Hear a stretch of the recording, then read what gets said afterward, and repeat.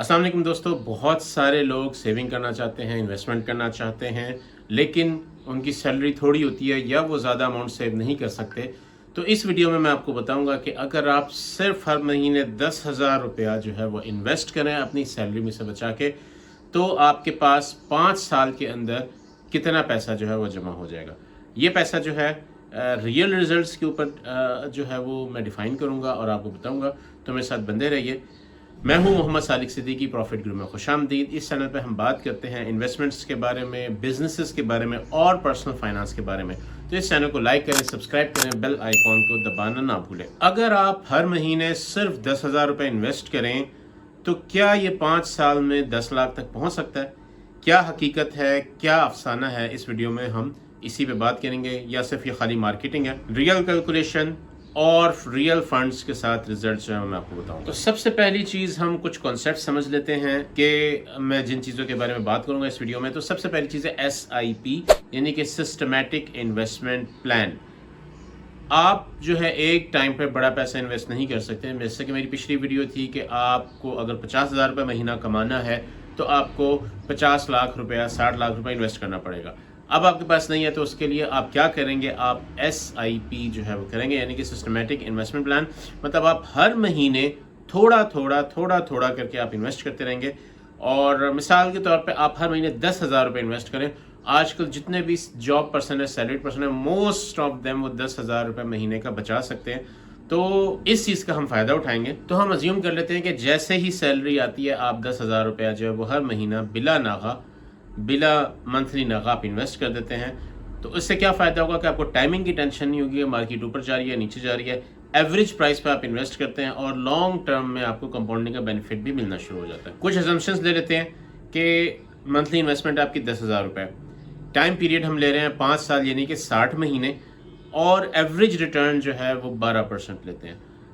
जो पाकिस्तान के अंदर जितने भी फंड्स हैं वो 10%, जो लो रिस्क फंड है वो 10% रिटर्न दे रहे हैं, जो मीडियम रिस्क फंड है वो 14% रिटर्न दे रहे हैं, और जो एक्विटी फंड्स हैं यानी कि हाई रिस्क फंड हैं वो 18 से 20% तक रिटर्न दे रहे हैं। लेकिन हाई रिस्क के अंदर लॉन्ग टर्म के ऊपर यानी 15 से 20 साल के अंदर ज़्यादा फ़ायदा होता है। 4-5 साल के अंदर आपको नुकसान होने का खदशा ज़्यादा है।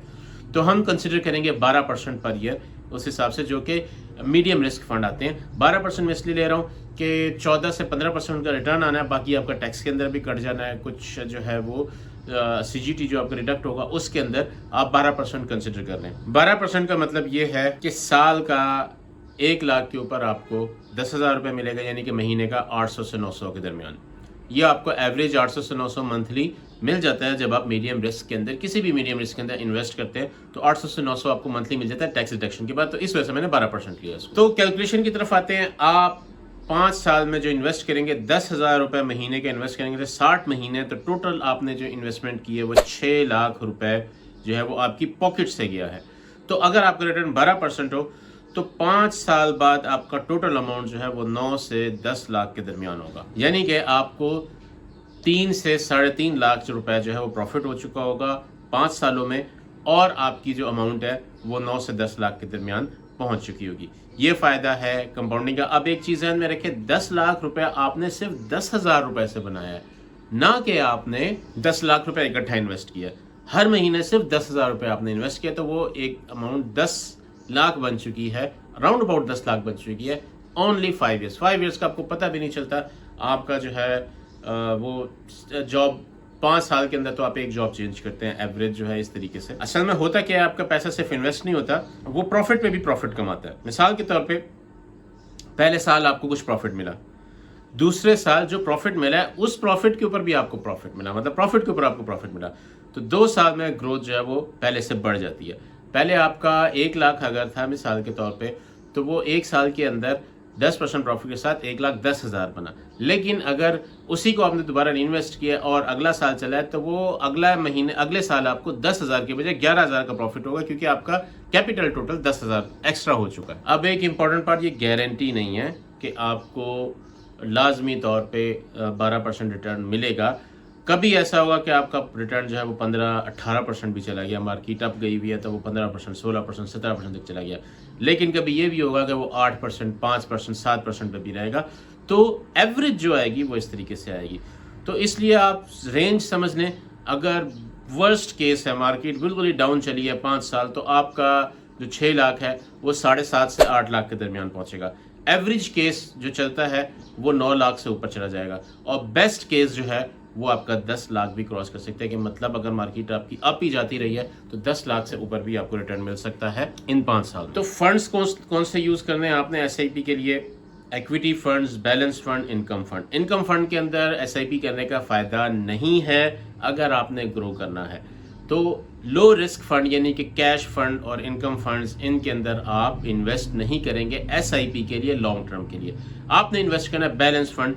बहुत सारे फंड हैं, उनके आगे लिखा होता है कि ये बैलेंस फंड है, बैलेंस मॉडरेट रिस्क या बैलेंस फंड है, तो उनके अंदर आपने इन्वेस्ट करना है। या फिर आप इक्विटीज़ के अंदर भी इन्वेस्ट करते हैं, वो हाई रिस्क होती है, लेकिन उसके अंदर आपको मार्केट का नॉलेज होना ज़रूरी है। अगर मार्केट ऊपर जाने के चांसेस है तो इक्विटीज़ फंड में रहें, आपको प्रॉफिट अच्छा होगा। हो सकता है आप 20, 30, 40% प्रॉफिट भी आप एक साल में कमा लें। और जैसे ही मार्केट नीचे जाने लगे, आपको पता लगेगा मार्केट अब नीचे जाने का चांस है, आप इक्विटी फंड से निकल जाएँ, तो आप जो है लो रिस्क में चले जाएं, आपका जो है वो कैपिटल सेव हो जाएगा, बैलेंस रिस्क में चले जाएं। गलतियां क्या करते हैं? सबसे बड़ी गलती लोग ये करते हैं कि SIP बीच में छोड़ देते हैं। इन्वेस्ट कर रहे हैं, यार मुझे तो कोई फ़ायदा नहीं हो रहा। भाई फ़ायदा जो है फ़ौरन शो नहीं होता, 3 साल 4 साल बाद आपको नज़र आना शुरू होगा कुछ ना कुछ। मार्केट गिरती है तो फौरी तौर पे एग्जिट कर लेते हैं, ऐसा आपने बिल्कुल नहीं करना। आपने जो है इन्वेस्ट रहना है, आपने इन्वेस्टमेंट रहना है। एग्जिट करने से मुराद ये है कि आपने सेल करके पैसा खर्च कर लिया, नहीं। आपने वो स्ट्रेटजी के लिहाज से आप एग्जिट करते हैं तो वो एक अलग चीज़ है। आप सेल करें, सेल करके आप लो रिस्क में शिफ्ट हो जाएं तो डेट्स ओके, ये आपकी स्ट्रेटजी है। तो SIP का फ़ायदा जो है वो आपको इसी सूरत में होगा कि आप कंसिस्टेंट रहें और लॉन्ग टर्म पे रहें।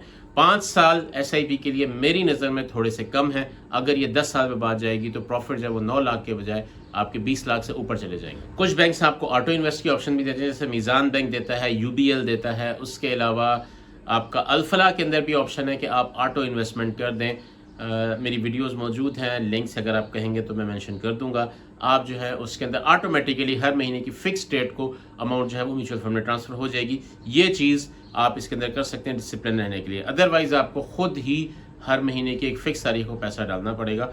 तो ये थी आज की वीडियो। उम्मीद है आपको पसंद आई होगी। मैंने आपको बताया कि 10 हज़ार रुपये महीना इन्वेस्ट करके आप कैसे जो है वो 1 मिलियन बना सकते हैं। तो ये थी आज की वीडियो। मेरे साथ बने रहने का शुक्रिया। अल्लाह हाफ़िज़। ये चीज़ आप इसके अंदर कर सकते हैं डिसिप्लिन रहने के लिए। अदरवाइज़ आपको खुद ही हर महीने की एक फ़िक्स तारीख को पैसा डालना पड़ेगा। तो ये थी आज की वीडियो। उम्मीद है आपको पसंद आई होगी। मैंने आपको बताया कि 10 हज़ार रुपये महीना इन्वेस्ट करके आप कैसे जो है वो 1 मिलियन बना सकते हैं। तो ये थी आज की वीडियो।